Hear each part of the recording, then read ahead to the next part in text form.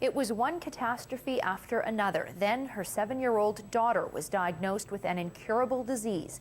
This, it seemed, was the turning point for Julie Colvin, a time to get back on track and save her family and herself. Joining me now is author Julie Colvin. Welcome. Thank you, Sasha. You began writing as a way to cope, Julie. Tell us about some of the challenges you faced that eventually led to your book. The challenges began with the tsunami of '05, then the death of my best friend from breast cancer, and then the crash landing of our plane on my family's first vacation. But it was not until the diagnosis of type 1 diabetes for my daughter Emma that I began to sort of see the unwanted direction that my family's life was taking. And that's when I began writing in an effort to make sense of these negative events. My single goal was to change that trend and manifest a cure for Emma. And what approach did you take with this book? Because it was sort of unique. Yeah, my approach was to incorporate information about type 1 diabetes discreetly within the narrative of the story, because type 1 diabetes is very misunderstood. But I didn't want to write a book about the ins and outs of diabetes. I really wanted to reach a much wider audience. I like to think of A Cure for Emma as an eat, pray, love for parents. All right, you say this is a book about adventure, discovery, and healing. How do you hope it helps others?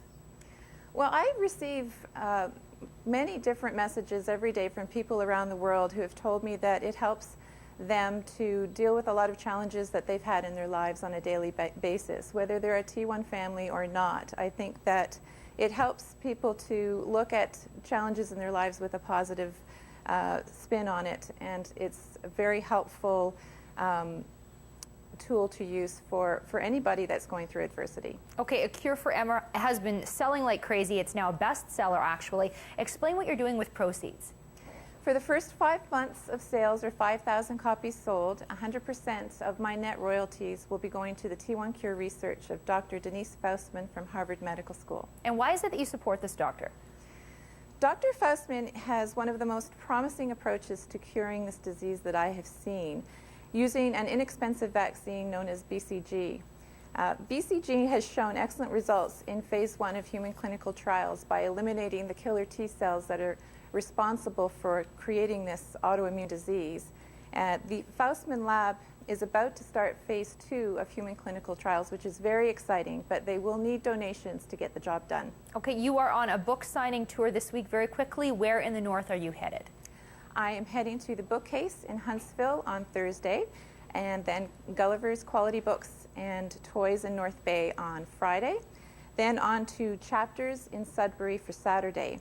I will be joined by singer-songwriter Robin Dewar, who will be matching my pledge with the proceeds of her new song, You Are Free, as well as a T1 mom and artist, Catherine Luce, who is matching the same pledge and selling prints of her painting, The Bookcase. All right, and you can get a copy of A Cure for Emma at most Chapters and Kohl's bookstores. Thanks for your time today, Julie. Thank you so much. Author Julie Colvin with us from North Bay today. And there's more to come on the CTV News at noon. We'll be right back.